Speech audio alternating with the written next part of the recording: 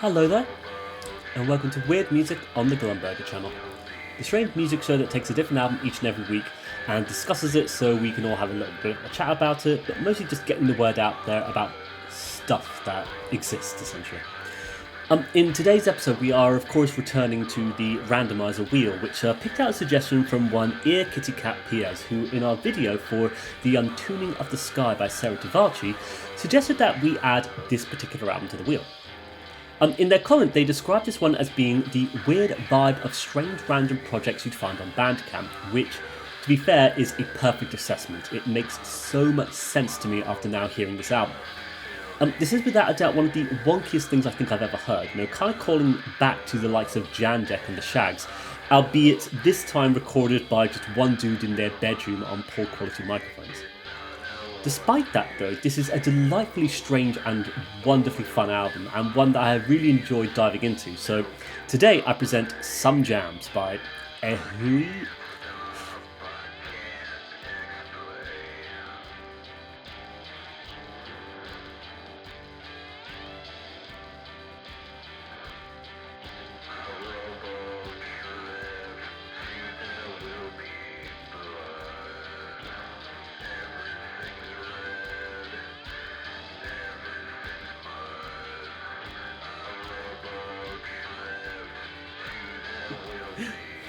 So who is a ehouie or ehouie, or I don't know how it's said. Well, to be fair, the truth is I actually don't know. All I know for certain is that they're from Brazil. They make what they describe as alternative music, and they've been releasing album after album since around 2025. It seems that all of ehouie's music comes under the lo-fi banner. The kind of thing you'd expect to be recorded in a bedroom with some very dodgy equipment. No shade being thrown to bedroom recordings though, because it's a truly wonderful thing. Something I myself have indulged in under my low resident moniker, to be fair. But yes, beyond this though, in regards to this project, there's really not much else that I can say, because I just don't know anything about it. There's little to no information available about this artist, and all I can just go on is my assumptions. It's the kind of thing that I assume is just one person essentially playing everything, creating some very wiry, janky lo-fi music that melts your brain with their odd aesthetics, all strung out on the effects of huffing glue and paint, perhaps. It's definitely the case with today's album of Some Jams, which is a difficult album to wrap my head around, but in complete fairness, it is one that is a lot of fun, so let's dive into it. So opening up with Whatever Mob You Succeed In Will Still Have No Talent. This one just opens with a clattering of objects, some percussive elements that sound like a DIY drum kit recorded on an iPhone, as guitars twang and creak in the background. It is instantly weird, like there's something you just can't quite put your finger on, as the sound is so distinctly lo-fi and wonky, like really jargly. Like it was all recorded in a school music room after hours, perhaps. But before long, after the sort of twangy guitar melody, we suddenly get a really weird dirge in the form of this more thrashy chord sequence, or at least thrashy in this particular context of, of lo-fi music, just very hard, distorted strumming. It's the kind of thing that I find to be very weird, because it doesn't really follow much of any kind of formality, and instead it just seems to be whoever is making the music having fun doing so, having fun replaying their respective instrument. Even though it is so lo-fi and, well, simplistic to a certain extent, it's evident that there's a lot of fun being had here, of playing around because it's just fun to do so. And we've got here, to open everything up, a jaunty little instrumental rock number that kind of inhabits that outsider vibe that you get from the likes of Jandek, especially those weird, loud albums that he has produced, which I still haven't dived into on this show, but maybe one day we will. But essentially just making music because you can. And although it's weird and difficult to sit down with, I can't deny that sense of fun to be had, which is quite infectious when you listen to it, which makes it something very cool about it, I have to say. Moving along though, we get to the second track of You're Super Depressing. And here it's just a calamity of noise and nonsense. Like, after everything of the opening track, this just puts everything into 12th gear. Lots more fuzz and distortion, with the percussion just slamming away this rather straight beat for the most part, with the noise turned right up to the max, hiding the semblance of a riff beneath all of that chaos. I'm pretty sure as well there's actually some bass in this one perhaps, which might have been on the previous track but I couldn't make it out anyway. But before long, we get the vocals beginning. A new element introducing itself into the mix that sounds really lo-fi distorted and rather monotoned for the most part. And what's great here is the sort of manic energy from all of those instruments, especially the guitars, which just seem to be wildly doing their own thing, oscillating wildly with the distorted effects as the song's just thrown over the top of it all. It's very bizarre, and for an outsider like myself, this comes across as more of a true representation of what I think this album's going to be like. A far cry away from the jaunty opener, and something that indulges much more in noise and chaos. And I'm all here for it. Like taking lo-fi aesthetics and making something weirdly, really weird with it as a result. And this one, I can't help but enjoy. Like the vocals themselves are so bizarre and weird how they sound. Like they're just so weird, stretched out and monotonous and sort of distorted with lo-fi effects. But there's something very enjoyable about it though, like especially with the repeated mantra of "you're super depressing," which comes across like a delightfully grumpy drawl, almost with a sense of irony coming from the vocal performance behind it. But behind all of that though, it's just this maelstrom of noise and chaos. The guitars is creating more discordance and distortion the more it's all occurring.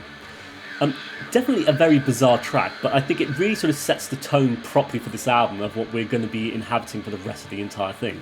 Super janky nonsense, right? Onto our next song of What Is With Your Panic. This one opens up with what I think is the bass guitar, weird tinny lo-fi drums battering away with a weird semblance of structure, and a weird vocal coming in again, drawn out, lo-fi, and slightly detuned and distorted as though our singer is swallowing the microphone in the process. It's another wonky track that really throws you off as it occurs, like especially when the guitar suddenly comes in through the left channel, playing this really weird little guitar solo type of thing.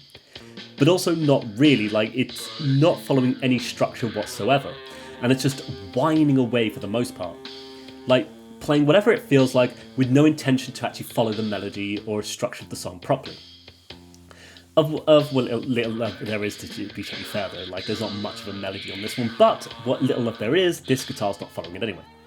But yes, this one really throws me off in what I think is a very delightful way though. Like it recalls to me similar vibes that I got when listening to the likes of the Shags, Jan Deck and Captain Beefheart. The way that the music is just pushing everything along, whilst you just get these very weird vocals over the top of it all. It's nothing like those respective bands in fairness, but it just comes across as that though, because they're just music that doesn't care really how it's expressing itself. I have to say though, this is one of those things though where by this point on the album, it's really revealed what it's going to be at this point. 3 songs in, and you now know that we're in for what's actually going to be a very skronked out experience. Music that is strung out on a combination of morphine and laughing gas, it feels. All far too lazy to hold itself up, but thoroughly entertaining at the same time. And with this, I'm just all here for it. Like, the vibe on this one is so strung out, so slow and so thinly strewn that I can't help but just have fun listening to it, even with all those mad guitars in the background of it all. Like, it's such lazy, slow music, but there's something delightfully fun and just absurdly ridiculous about it all. And now that we know what's kind of going on with this album, it feels a lot more easy to approach. Like on this point of the album, when writing down to review it, this was like the first time I'd heard it.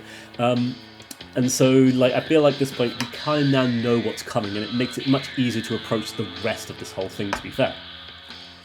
Speaking of, and moving on, we get to the next track of My Broom Got Pregnant.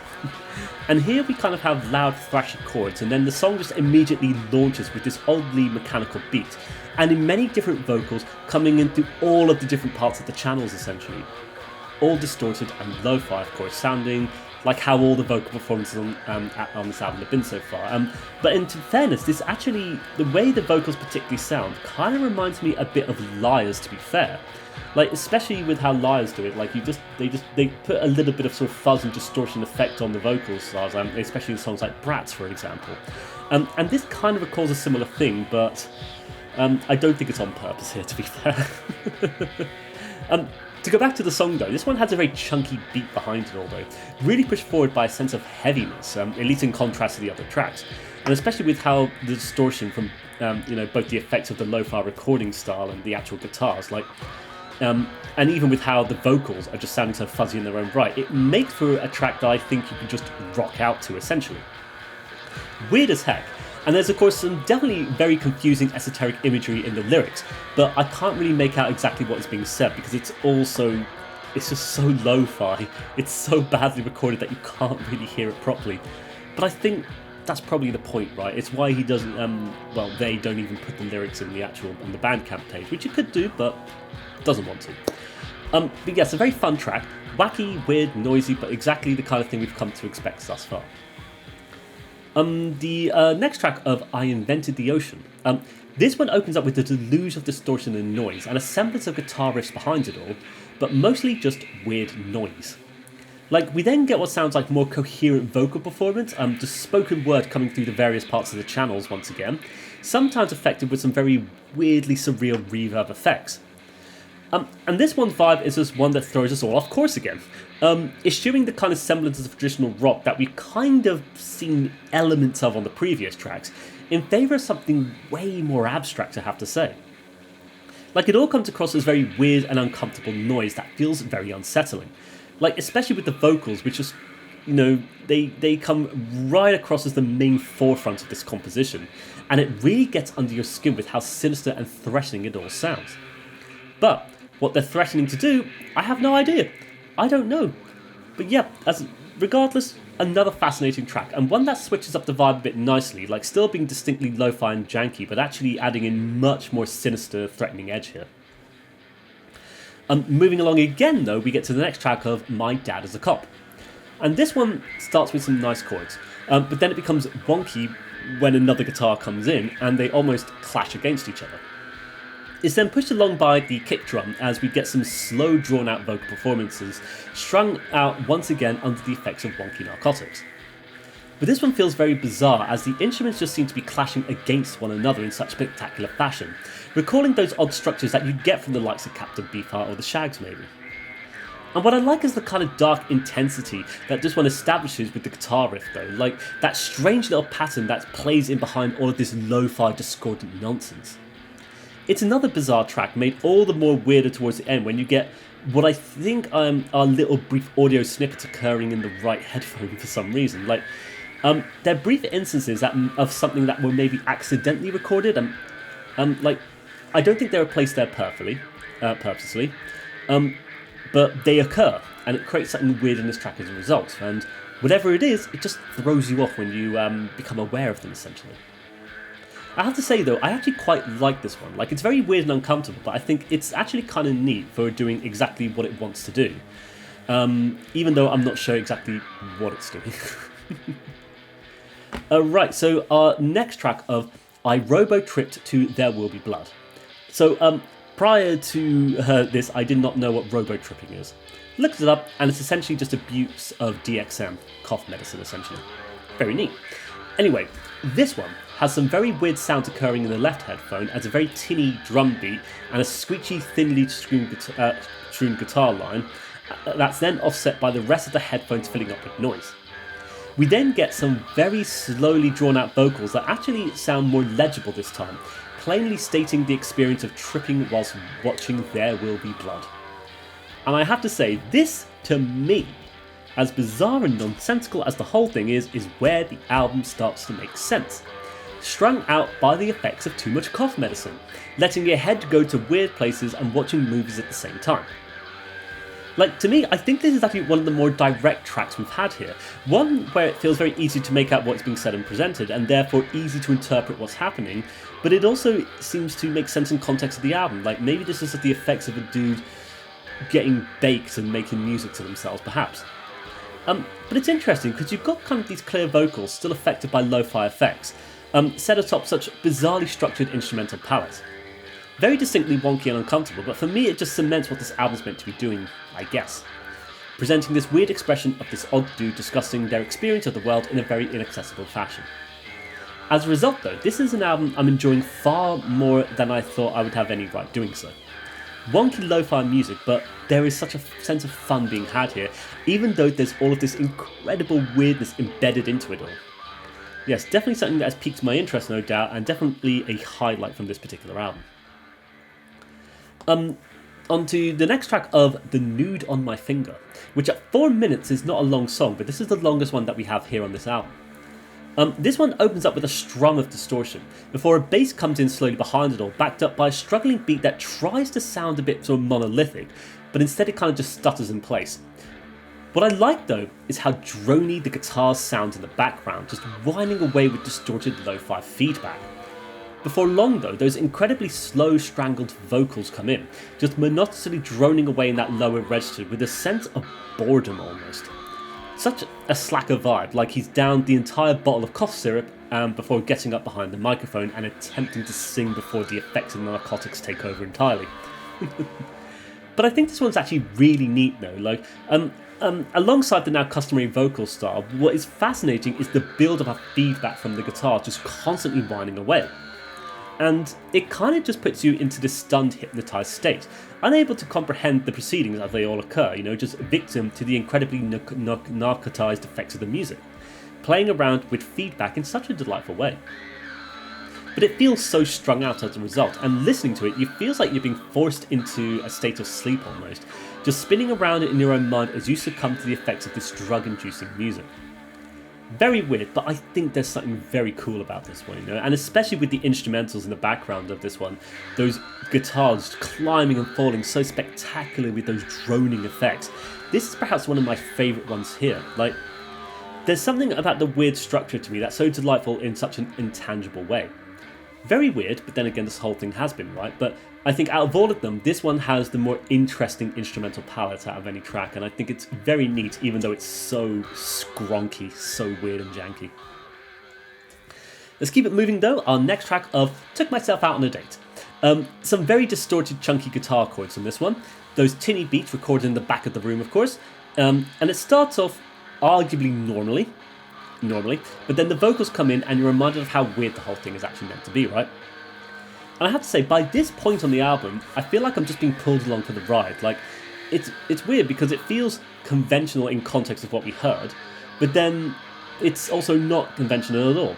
And especially when you get to the midsection where even the vocals start to become very weird on this one, just more indistinguishable as they start to overlap over one another, really including in the noise and distortion as one of the guitars just oscillates wildly behind the whole thing. It's another incredibly janky, esoteric performance that captures once again that kind of lazy slacker vibe that a lot of the songs have been presenting, alongside that weird sort of Jandek style of loud, indulgent rock music that he does do on a couple of albums.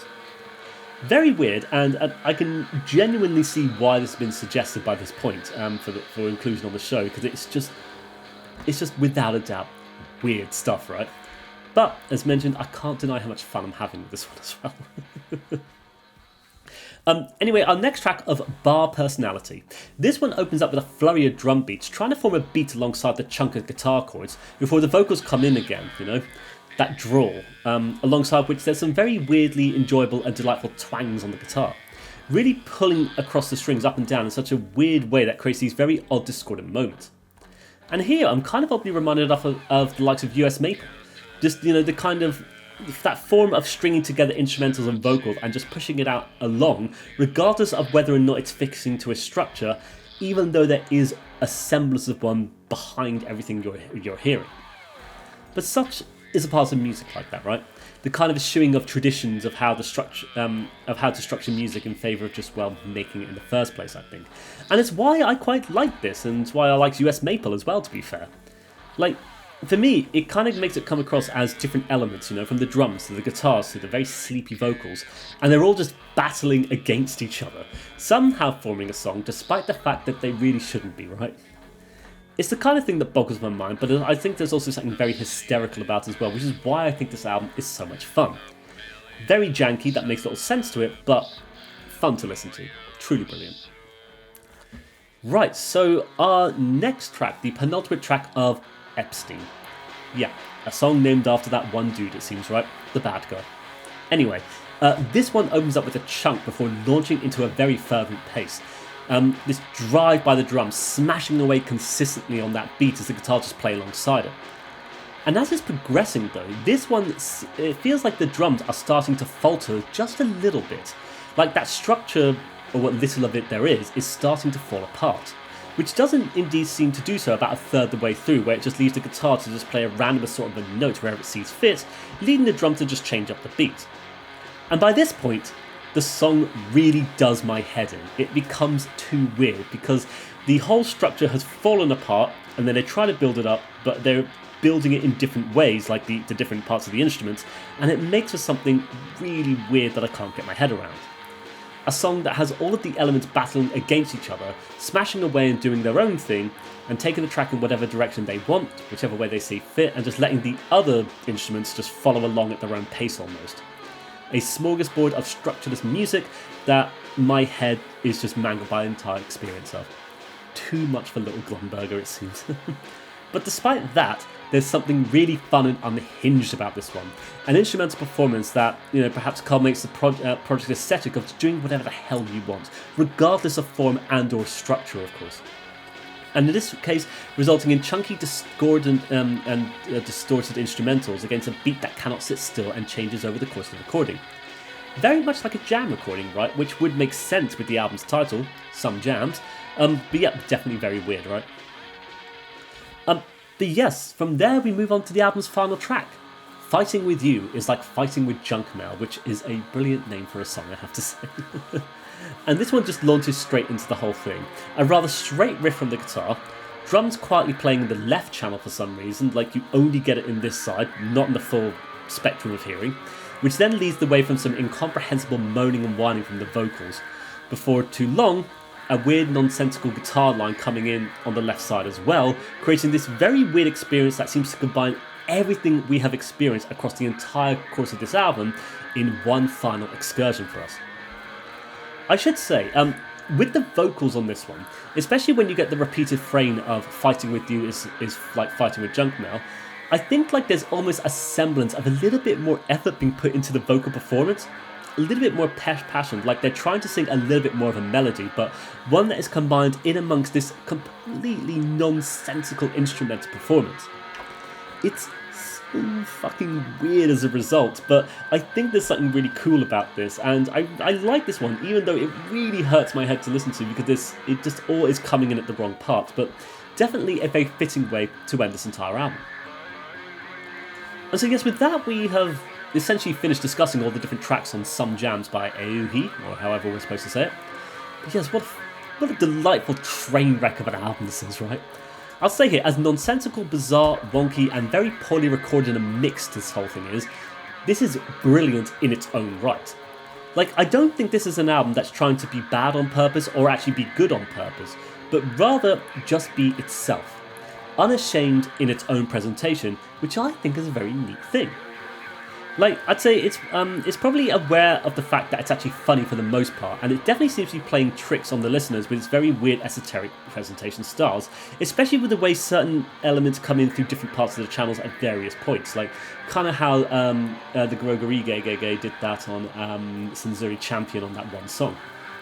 But yes, it's just so bizarre because it's all so nonsensical when those certain elements occur in the headphones. Like, it's all been mixed in such a purposely harsh way.